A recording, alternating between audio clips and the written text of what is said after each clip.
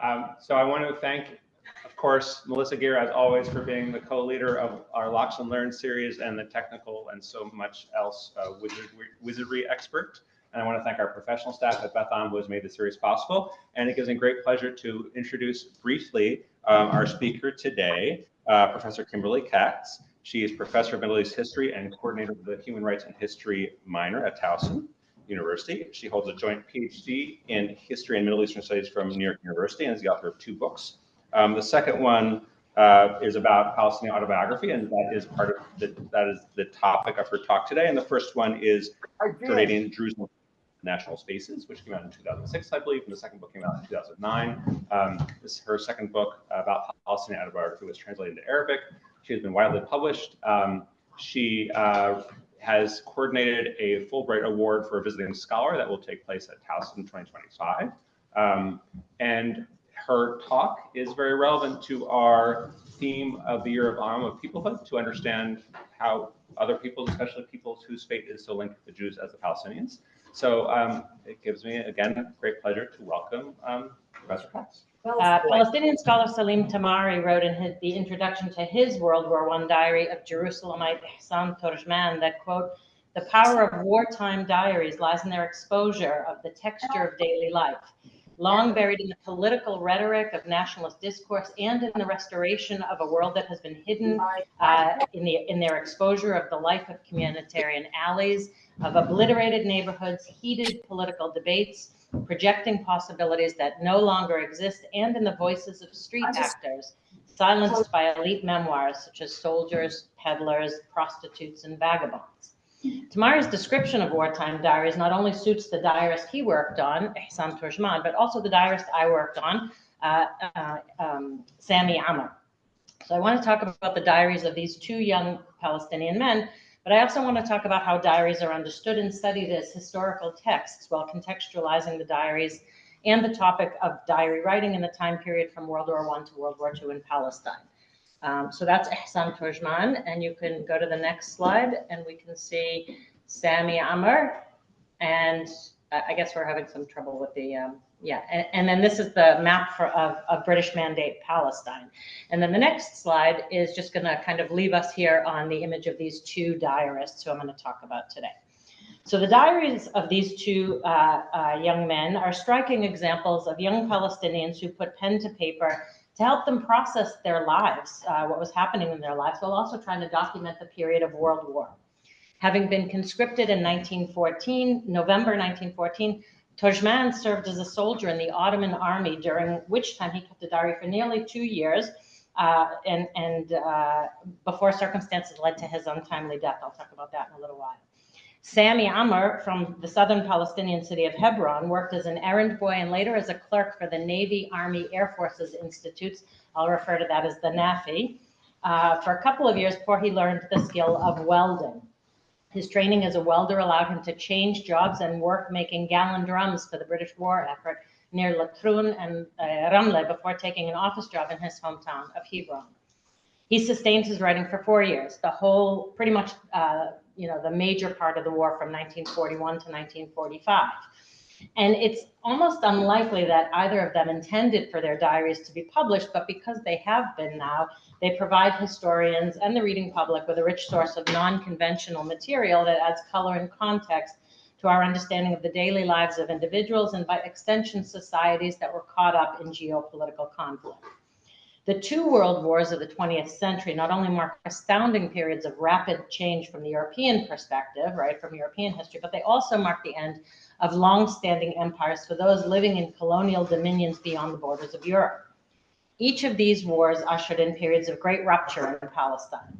World War I ended 4 centuries of Ottoman Muslim rule in 1918, and by 1922, the League of Nations ratified the British mandate for Palestine. By World War II, Britain had been unable to fulfill its promises in the Balfour Declaration made during World War I. His Majesty's government promised a Jewish national home in the country, but periodically had to call for limitations on Jewish immigration. Similarly, the Balfour Declaration declared not to harm the civil and religious rights of the indigenous Arab majority. As the Jewish economy developed in Palestine, the British did little to protect Palestinians' right to their land or to ensure economic opportunities, or their right to self-determination in the country.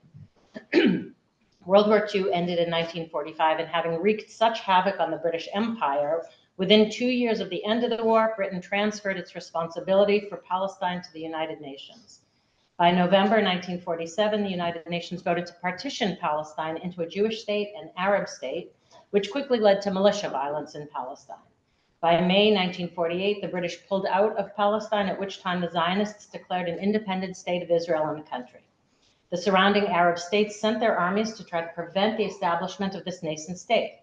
When the armistice agreements between Israel and its Arab neighbors concluded in April 1949, close to 750,000 Palestinians, 80% of the Arab population in Palestine, had been expelled from their homes. The Arab state in Palestine called for in the partition plan never actually materialized. Because the historical documents left by government officials and military leaders tell us little about the fabric of daily life during the British Mandate, personal diaries such as those of Ihsan and Sami provide readers with a unique access into Palestinian society. Things like the status of women, of courtship rituals in Palestine, price gouging during the war, and family and legal matters. These are among the many topics seen through the eyes of these young men who unwittingly acted as participant observers in their societies as they grappled with the pressures of World War and its resulting structural and political transformations on Palestine. I wrote about these diaries for a volume called The Diary, The Epic of Everyday Life, which is this book here, co-edited by Batsheva and Dan Ben Amos, who are a husband and wife team at the University of Pennsylvania. And I wrote it to present the perspectives of young Palestinian men whose lives and stories captured a shared historical experience in many ways to contribute to this collection of essays that examine diaries across a broad geography and from diverse theoretical perspectives. The time periods in which Ihsan and Sami lived and wrote their diaries bookend a critical era in modern Palestinian history, the British Mandate. Though Muslim majority and Arab with important Christian and Jewish minorities, Palestine's early 20th century population witnessed the demarcation of borders and an immigration policy to suit Britain's colonial needs. The emergence of British imperial rule in Palestine opened the doors to European Zionist Jewish immigration. Zionist settlements in Palestine had begun prior to the mandate and continued nearly unimpeded as a result of the mandate. Palestinian Arab protests during the period, which tended to focus on ending British rule in the country, which had permitted Jewish colonization, was unsuccessful all the way up to when the British departed in 1948. Sami writes briefly but poignantly about the problem between Jews and Arabs in Palestine in his diary. He warns his countrymen, quote, not to overlook this issue because the Jews' aspirations in Palestine have no boundaries. Nevertheless, he was firm in his belief that the Arabs would prevail in preserving Arab Palestine. For Ihsan, writing more than 2 decades earlier and under a different imperial power, Palestine experienced war that would lead to the end of Ottoman imperial rule and the rise of British mandatory government. Sami was born into and lived through the decades of British rule that extended into the Second World War. By the end of that war, Palestine's indigenous Arab population, including both the Turjman and Amr families, fell under non-Palestinian rule. The Turjmans were subject to Israeli rule, while the Amrs were subject to Jordanian rule. While a long tradition of writing about the self exists in Arab Islamic historiography, Ihsan and Sami more likely drew on contemporary rather than historical influences for their diary writing. Many people in Palestine kept diaries during the periods that both Ihsan and Sami wrote, especially elites, whether British, Palestinian, or Zionist Jewish. Recently, however, the diaries of non-elites have emerged, and people like Sami and Ihsan, who wrote about their experiences, can sort of offer a sharp contrast to the experiences of officials and elites. Khalil Sakakini, the Palestinian journalist, educator, and founder of Diaries College, kept a diary and encouraged his protege Ihsan to write as well. Ihsan benefited not only from attending a Diaries College, which emphasized secularism and modernism as an alternative to the well-established educational system of missionary schools in Palestine, but he also visited at the home of his teacher and mentor several times a week for a gathering of intellectuals. Both Ihsan and Sami read the newspapers Al-Hilal and Al-Muqtataf, which both reached Jerusalem from Cairo. Sami's influences were members of his large family, including some who participated in politics. While Turjman benefited from advanced education, Amr did not attend middle or high school despite his desire to do so. At 17 years old, Sami began working in Jerusalem, away from his family, while Ihsan lived with his family following a short period of military service outside of his home city. Sami was cut off from his social network when he went to live in Jerusalem, and his diary entries chronicle the social challenges and the loneliness he faced in securing living quarters as a Muslim who sometimes rented from Christian landlords.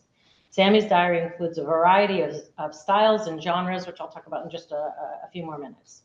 So diaries played a powerful role for these authors as they searched for normality under the trying conditions of war. While they may have been writing for themselves at the time, war diaries, when examined historically, serve a readership beyond the author's immediate concerns.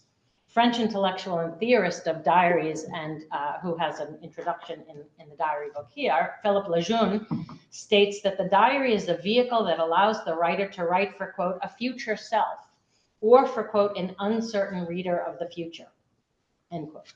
Ihsan kept a daily diary, as Tamari notes, to write, quote, his intimate thoughts and activities as a way of venting his frustration at the drudgery of military life, end quote. Yet in his case, he never became the future self of his diary. He was never able to return to his diary and reread what he wrote due to his untimely death. For Sami, it seems that the subtitle of his diary, Ma'arakat al-Hayat, the Battle of Life, is that he turned to his diary as a way to work through personal struggles. His life circumstances allowed him to process his own writings as he grew older. What we, the reader, can see in reading these diaries decades and even a century later is that they bear a central element of diary writing identified by Lejeune, and that is personal distress. Both Ihsan and Sami write poignantly about matters of morality and social expectations. Islam and local customs guided the daily lives of these young men, and conservative attitudes regarding sexuality affected each in different ways. Ihsan was being romantically pursued by his military supervisor, a time Ihsan calls the, quote, the ugliest and vilest months in his diary entries. Ihsan's distress was so pronounced that he considered taking his own life. Although he valued his own life, Ihsan wrote, quote, that honor is more precious, and that he would, quote, rather die than dishonor myself, end quote. Beyond Ihsan's concern for himself, though, he also wondered, quote, if I committed suicide, what would happen to my parents, end quote. In a tragic twist of fate, Ihsan was murdered by an Ottoman officer at the end of 1917, prior to the arrival of the British in Jerusalem, headed by General Allenby. For Sami, his move to Jerusalem left him alone, and at times he struggled to navigate the conflicting desires within himself and those around him. He was ambivalent regarding the affections of Aldo, an Italian woman from whom he rented a room. Sometimes he thought that she treated him like a son, feeding him and inquiring about him on a regular basis. Then it seemed to him that she was trying to trap him into some kind of romantic relationship, a situation he continued to have trouble deciphering at his tender age of 18. He writes of being, quote, in a situation of moral depravity that weaves through my pure, he meant virginal, mind, which has never before imagined such vices, end quote. Sami's son, Samir, who was my primary interlocutor when I was working on the diary, remarked that this kind of situation seems to have occurred more frequently than the instances Sami actually recorded in his diary. Sami told Samir several times about how a Muslim landlady introduced him to attractive young women who were married to wealthy older men who were unable to impregnate their wives. Young women who wanted to preserve their status were expected to bear children, and they were willing to turn to younger, more virile men outside of their marriage.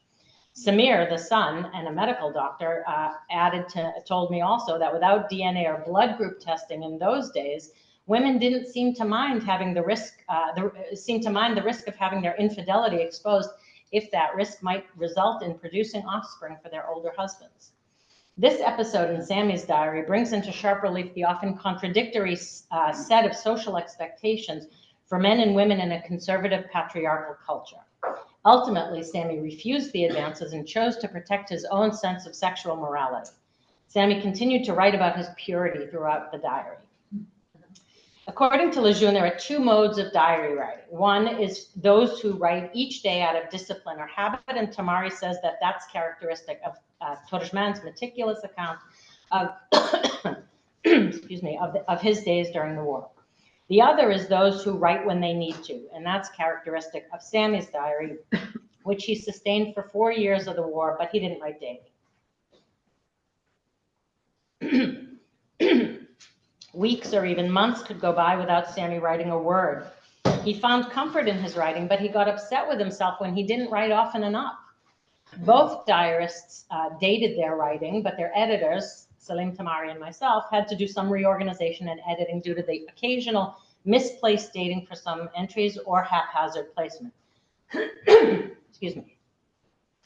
While the sense of the present may be clear to the diarist as he writes, such clarity may be lost to later readers when experiencing the diary in its original form.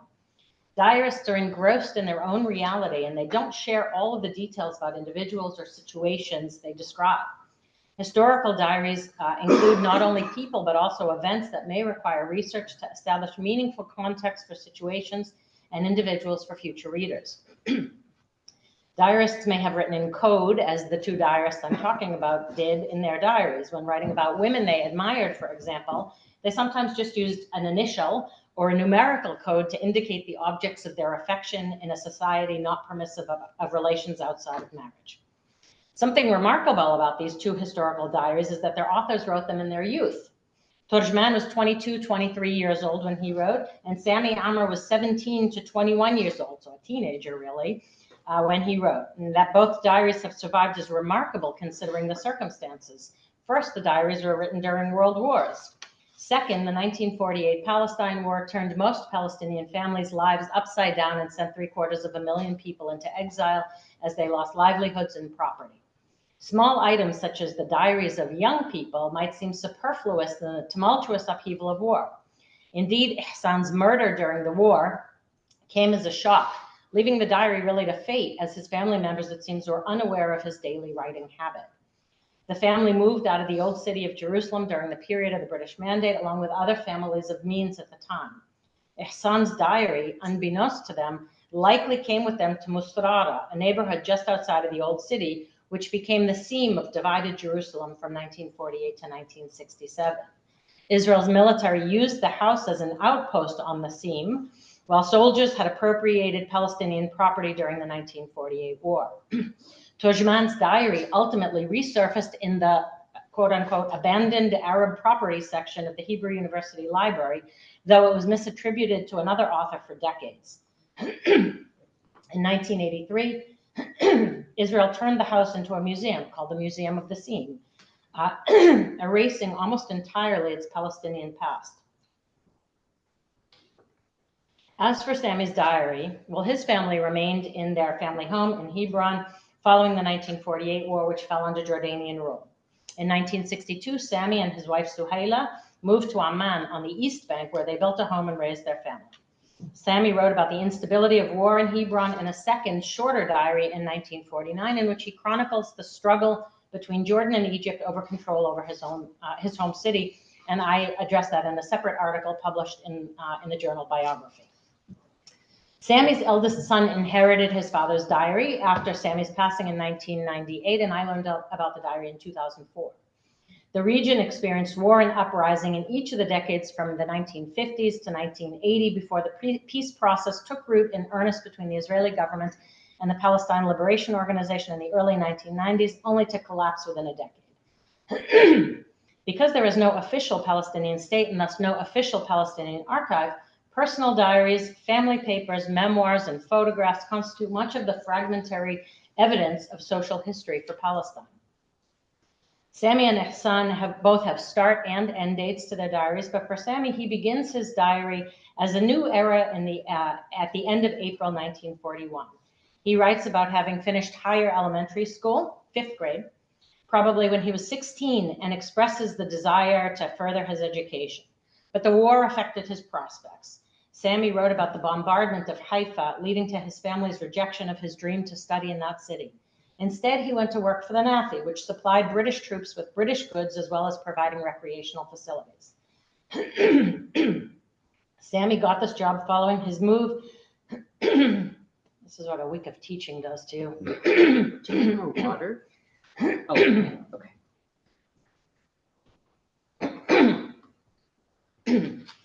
Instead, he went to work for the NAFI, which supplied British troops with British goods as well as providing recreational facilities.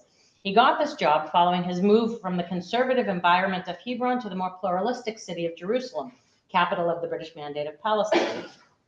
It brought him into contact with Greeks and Jews and Britons and other ethnic groups who might be living in the city or passing through as part of the war effort. He rented a room by himself, which elicited a poem in his diary that ruminates on the variety of people that walked by through his descriptions of the inhabitants' clothing. Because Sami lived in a basement apartment, all he could see was the lower half of people. So his poetic descriptions are of stockings, shoes, and legs. I'll read it to you. He calls it Description of My Residence. Damn cave, destiny put it in a grave. A human at the beginning of his life. Ick, if you would see it, you'd consider it a shelter. It was prepared for times of danger. It has 3 walls, with the highest a barrier. Against the sounds of the cold of winter and the flood of rain, there is no light except for a small glimmer. It began to freeze the darkness like the grave. I can see from it, but cannot be seen. But what does the inside viewer see outside? Used baggy pants, others new, skin-colored stockings of the best trademarks, small shoes and big shoes, new ones and very worn ones, soft white legs, others you can see aging. Sami wrote letters to family members. He wrote his thoughts about girls who were the object of his affection, including a Jewish woman named Tzipora, who he was in love with and who broke his heart when she married somebody else. He included letters to his mother and his brother. He wrote analyses of his dreams and summaries of trips he took to the north and to the coast where his extended family lived. He wrote memoranda about what he might do if he were in a position to make changes in the country. And he wrote more standard Dear Diary type entries, which he titled Dear Friend. For Sami, the diary was a personal friend to whom he could pour out his personal emotions, concerns, and reflections. But his diary also served as a space where he worked out more abstract thoughts on the shifting political landscape of the country. For Ihsan, his diary begins at the end of March 1915 as he wonders about Britain's rise to power and control over the country in the wake of the Ottoman defeat. He writes quite openly about his disdain for Jamal Pasha and Enver Pasha, 2 of the 3 members of a powerful triumvirate of Ottoman ministers that emerged from the Committee of Union and Progress and who held anti-Arab sentiments. Jamal Pasha was the 4th Army commander based in Damascus, but who visited Jerusalem often and ran affairs like a military dictator. As minister of the war, Jamal Pasha visited Jerusalem, and Ihsan makes plain his hatred for these individuals, writing about their hypocrisy in his diary. Ihsan wrote, quote, "It's hard to take seriously Jamal Pasha's claim of devotion to Islam and of wanting to liberate Muslims from British yoke. Every day we read a circular warning soldiers and officers against frequenting cafes and beer halls upon threat of imprisonment and expulsion from service. All this while the commanders are swimming in debauchery and drunkenness." End quote. Even as they narrate their own troubles, both diarists write passionately about their concern for the poor in Jerusalem who struggle to feed themselves during wartime. Ihsan lived at home as an unmarried man, and he shared the experiences of his parents' household with regard to food and staples. In December 1915, he writes that flour and bread had nearly disappeared from the city, with people simply going without or fighting with each other near the Damascus gate to try to obtain flour. While his father had a bit of money to buy bread, there was none in the marketplace to be had. Without relatives to provide for them, Ihsan writes that this family, quote, would have gone hungry. For Sami, living as a single man in the city, he writes how he and other young people living without the support of a family dealt with the diminishing availability of staples such as bread and rice. Sami writes that the food existed as he and his friends could usually find bread during their lunch breaks, but that no one, quote, among the food sellers admits to having any bread left in the evening, end quote. Buying rice also became a challenge, and ultimately the goods seemed available only for the wealthy. Both diarists complained about the rich, who either had no problem buying or who hoarded food away. Both diarists felt a strong sense of social justice to the poor. They believed that the government, Ottoman for Ihsan and British for Sami, must play a role in relieving the harshness of poverty and hunger that the war had imposed on the poor.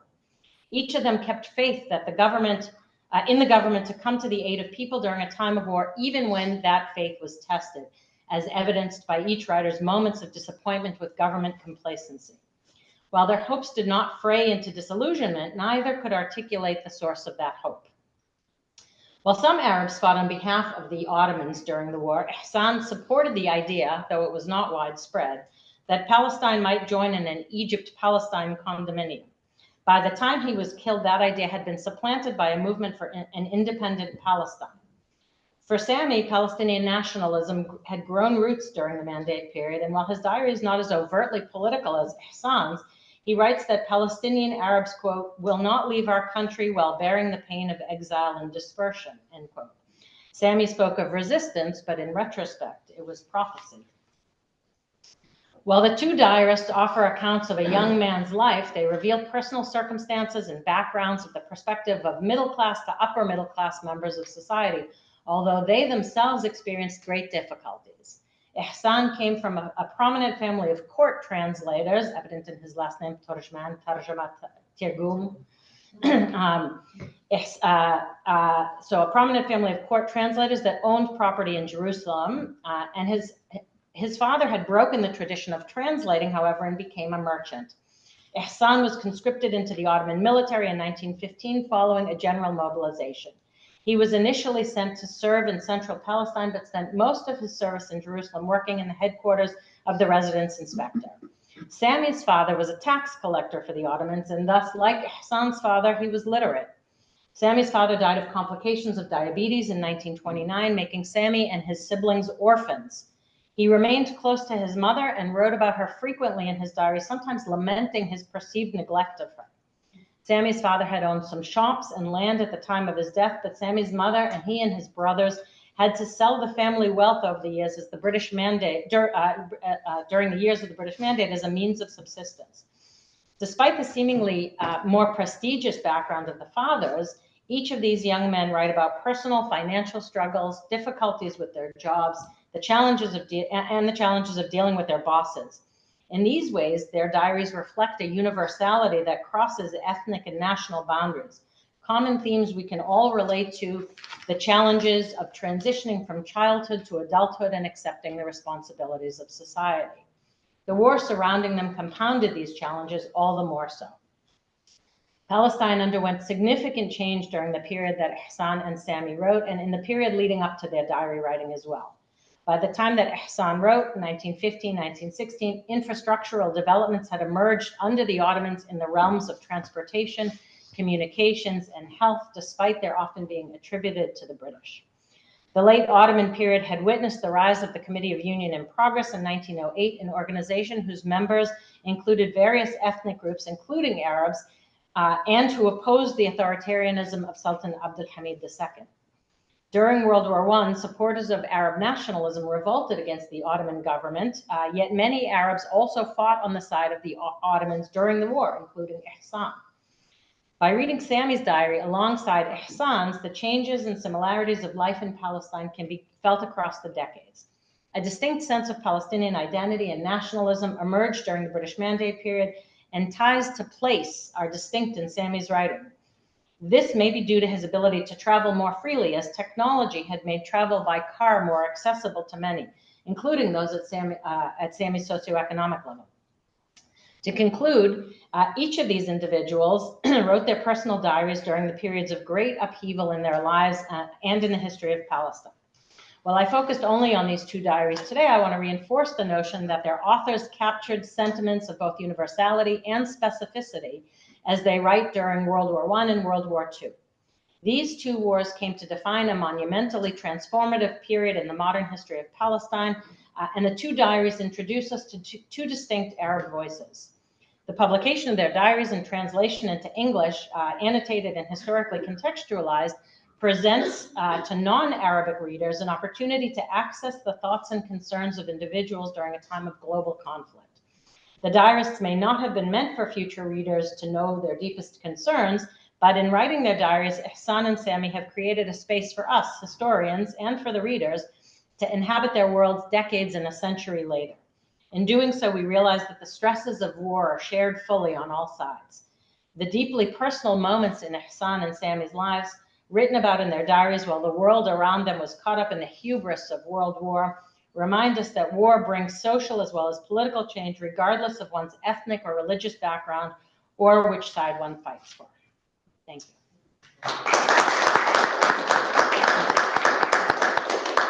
Right on time? Yes. Yep. Okay, I take a prerogative. Please. Can you say more about, it sounded like you had contact with Sami's family? I did Can have you say more about them and what they thought about the diary and how you interacted with them? Sure. So I had met the son of the diarist on an airplane between Amsterdam and Amman, Jordan, the 35,000 feet.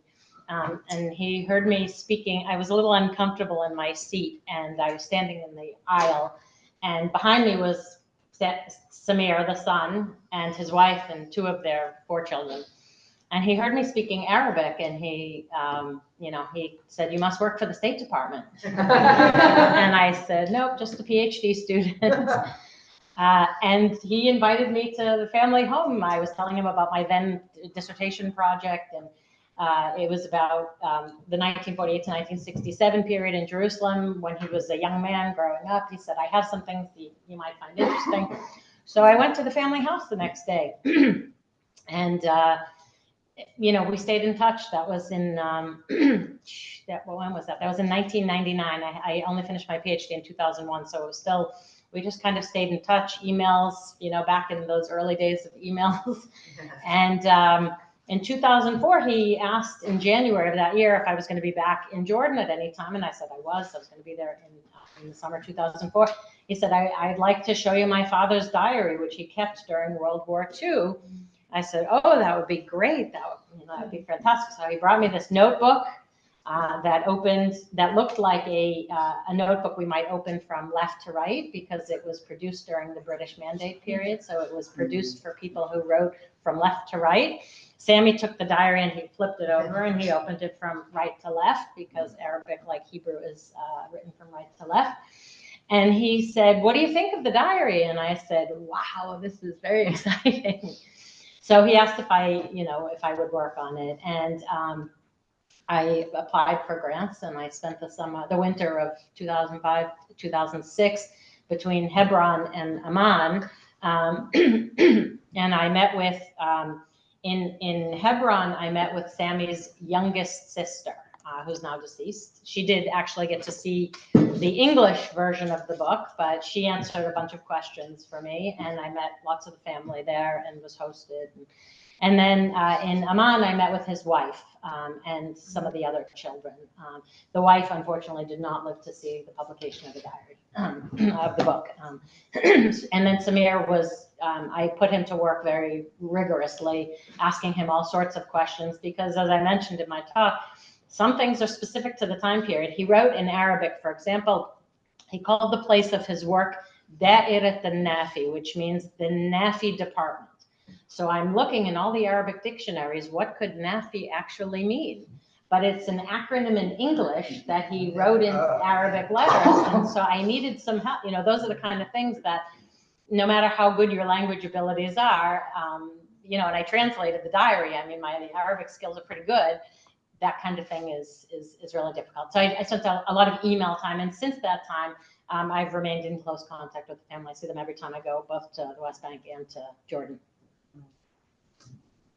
Very nice, wonderful talk. Thank you. I wonder if you could say more about Sami's attitude towards the British. Did you think of them as occupiers, or as favoring one side or the other? Can you repeat the question? Yeah, the question was, what did Sami think of the British? Did he think of them as occupiers? So Sami was young, and initially he went to work. He left his home city of Hebron, and he headed into Jerusalem, and he went to work there for the British. So I think there was some sense that the British, these are the people in control. This is the government, and the government should do things that benefit the population. But it was also clear to him, as I mentioned, he only has one overtly political entry in his diary in which he talks about the conflict between Jews and Arabs, and they're fighting over one piece of land, and two sides can't win this thing. He indicated, but he had a lot of thoughts about the British because, for example, he wanted to change jobs within the NAFI, and all of the jobs went to everybody else. He wasn't getting one, so he felt personally passed over, and he was angry at the boss, who happened to be Greek. So he mentions that in his, that this Greek guy wasn't giving him the job. And then he changed jobs to work for another part of this time working in welding for the military. So this is the government there.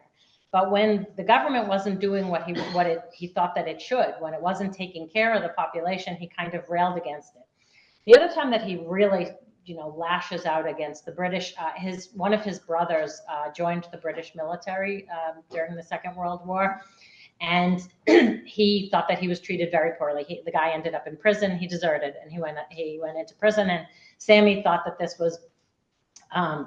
That his brother was deeply wronged by the British, and joining the military, he said, should be of last resort. One should never do this except of last resort. So he has these moments, but it's not an overt political diary. Yeah. You mentioned the multi-ethnic context of Jerusalem, and this seems like a secular moment in the history of that region. Can you talk a little about what their religion meant to these two figures and how they understood their faith? Yeah, they both clearly talk. Some of it's about culture, right? What's permissible, and some of it is that I want to maintain my faith. They both were very deeply connected to their faith, but neither one of them. You don't get the sense of extremism that we sort of know today, from religion. God was central in their lives, which was the case for lots of people. So Sami has an entry in his diary in which you can tell that there's like a secular sort of struggle against it, because he says, he talks about the veil, right? That, the veil starting to come back where it hadn't been. He was born in 1924, so by the time he's writing in the early 1940s, there have been some changes, and he doesn't really seem to like that all that much. Now, Jerusalem was different, much more pluralistic, Hebron much more conservative, so I'm sure he noticed these differences more starkly. And for Ihsan, he railed against the Ottoman military officers who are supposed to, the Ottoman Empire is supposed to represent Islam. The caliph, right, the Sultan takes the title of caliph, which is the long successor to the Prophet Muhammad, right, as a leader of the Muslim community. And that they were, seen as being, engaging in drunkenness and debauchery, right, really contrasted with how he understood faith. So faith was really central for these individuals, yes. Evan. You mentioned that Ihsan was pursued by his military superior. Yes. Can you say more? Was that a man or a woman? A man. That was a man, and that's why he called it the ugliest and vilest time of his life, right? Not, the idea of a gay lifestyle didn't exist, right, in his understanding, but those things exist, right? So for him, I think the way it sort of reads is he didn't know what to do with this. He didn't know how to prevent it from happening. He felt, deeply scarred by this. He was sort of hounded by the guy. And actually, there's a little bit that's unclear about his death. Salim Tamari, who published his diary and translated it into English, concludes that it was by this Ottoman military officer. But there's a bit of, it's sort of shrouded in uncertainty as well. But this was a deeply problematic issue. He writes about it in his diary, and then he dies, right? He's killed. So probably it seems like the Ottoman military officer who was pursuing him probably. Is there anything in there about attitudes about homosexuality? Or No. No. Yeah. How did you find your way to this path of scholarship? So I went to Emory University as an undergraduate, and I was studying sociology. I wanted to work in healthcare administration. Boy, did I dodge a bullet there. Sorry if anybody works in that field. but considering the state of our country, right? And and I was taking Hebrew as a language because I didn't want to take much science or math. And so I said, okay, I'll take Hebrew. And it was going fine and well. And my professors, at the end of the first semester said, you're doing really well. I hope you'll continue next semester. I think language professors always have this challenge. So I said, very precociously, I said, if I get an A, maybe I will. So I did for about 4 more semesters. And at the same time, I wasn't all that keen on my sociology major. So I changed that to a minor. And just as I was at Emory in my junior year, Emory passed Middle East Studies as a major at the university. So I changed from sociology to Middle East Studies. And then I spent some time in Jerusalem and realized I wanted to also learn Arabic. And then I went on to do a PhD. So I think had the professors of sociology been more compelling for me, I might not have been doing this, but I also don't know what I was expecting in those tender years. Can you say something about diary as a vehicle for reconstructing history and the limits? That's a good question. How does the diary help reconstruct history?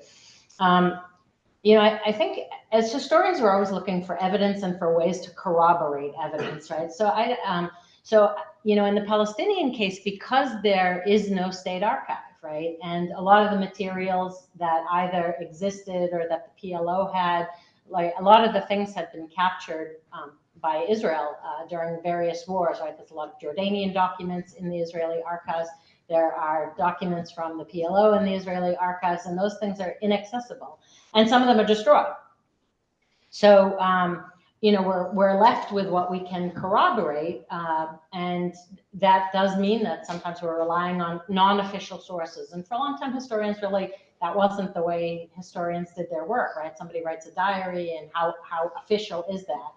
But with the move in history towards looking at the view from below, right, not only history from elite sources, these are really important sources for us, and we can corroborate them with other sources, right? Newspaper accounts from the time period, or from other cultures, or from people who, there are lots of sort of, I would call them maybe official, right? People who were important figures in the British Mandate period wrote books during the time period.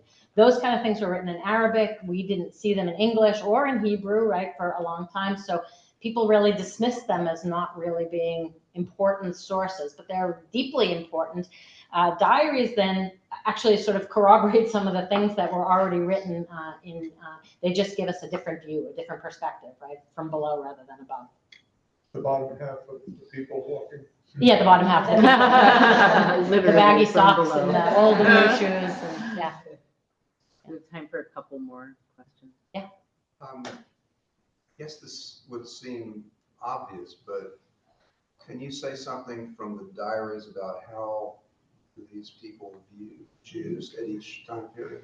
Not for Ihsan. Ihsan was writing at the beginning of World War I. There was not a large Jewish community at this time. Sami was in love with a Jewish woman who was in the same office, and he would write about her in different ways. He was so upset. He invited her and a few other girls from the office to his family. So he grew up in Hebron, but his family was from a village called Dora. And he wanted to invite them because one of the girls had asked, I wrote an article once called, are there cherries now in Hebron? Because it was cherry growing season. So he invited them to this beautiful valley and for a picnic lunch during cherry growing season. And there were a couple of other girls. One of them, I think, was Greek, and Tzipora, the girl the object of his affection, didn't show up. And he was so pained by this in the diary. He writes about that. And then he analyzed a dream. I mentioned that he did a little bit of dream analysis. And in one of the dreams, he writes about being in a cart that was going down a hill, and it was kind of going rapidly, and he somehow needed to get out, and a Jewish woman in his diary, he writes that this Jewish woman extends a hand to him. I think that was the order of it. Either she helped him or he helped her, right? So there's this kind of collaboration going on here, right? That people knew each other, people were living together, particularly in Jerusalem, because it was a very cosmopolitan city during the British Mandate. And then he has this one political entry where he recognizes that there's clearly a conflict, right, between the two groups in Palestine. Only one entry on this. It is about the struggle over the country. So I think you can look at it from a few different ways, right? Clearly he knew Jews, he worked with Jews, he talked to them, and then he also recognized what Zionism meant for Palestine during that particular moment in the settlements and colonization. Would he speak Hebrew? No. Hebrew had become one of the official languages of the Mandate. The British Mandate had 3 official languages: English, Hebrew, and Arabic. Some of you may have seen some of the, like the banknotes and the postage stamps, which are in 3 different languages. But he only spoke Arabic, but he learned English. And that was because during the British Mandate, English was required, but not too much English, because the British and all of their colonial territories didn't really want too much. They didn't want the native population to learn too much because they might revolt and rebel against the colonial officials. So he knew, some. It helped him, and he wanted to learn more, but it helped him probably to get that job in the NAFI and to work in the welding department, whatever the welding department was called. So he knew some. Ihsan was more multilingual because during the Ottoman period, he would know some Turkish and some Arabic, and he used both languages in his diary, but he didn't know English. So you do see the sense of the imperial powers' impact on education. Yeah. Do you know offhand of any other diaries from any other people during that same areas? There is a Palestinian by the name of Wasif Jawhariya who kept it. It's been published as a 2-volume diary in Arabic. He actually incorporates some of his father's diary into his own diary, and that's been translated into a much smaller version in English, but also really interesting because he was an oud player, that instrument that looks like a guitar, the predecessor to the guitar. So he was an oud player, and he used to play at weddings and all sorts of celebrations. And he would be hired by Jews and by Christians and by Muslims, and people kind of interacted and engaged. So that's a really interesting diary to see the interaction of communities because of the work that he did, because he was a musician. And he writes about some of the men having a part. He writes about a little bit about prostitution and that kind of thing. So. It gives you the color and the texture of what's happening in real life, right? Not the elite view. Go ahead. Yeah. I love the poem. Were either of these then readers of poetry or readers of literature that affected the way they wrote? The poem seems very modern and of the period, right? Of the tradition. Yeah. So in Arabic it would rhyme more. Poetry is a very, very old form of communication in Arabic and in Arab culture. I mean, a lot of what we know from the pre-Islamic era is poetry that persisted, right? Oral traditions of poetry. So it is a very common thing that people kind of try their hand at. Some are particularly good at it, some not maybe less good at it, but not unusual. And he has a couple of other poems in here as well about his family and what his future family is going to be like. So it was a really important part of his writing, but not like trained, not trained. Was his poetry metered? Was it in like traditional forms? Was it more modern? So I think so I'm not the right person to answer that. Mm-hmm. I think it probably kind of met some sort of standard, buyut, they call them bait, right, of stanzas in Arabic. And there is a rhyming to it, which is pretty common, right? Because because of the way that Semitic languages work, it's easy to rhyme in them. So, but I'm really not the best person to answer that. I'm sorry. All right. Thank you very much. I wanted to say Thank you. something.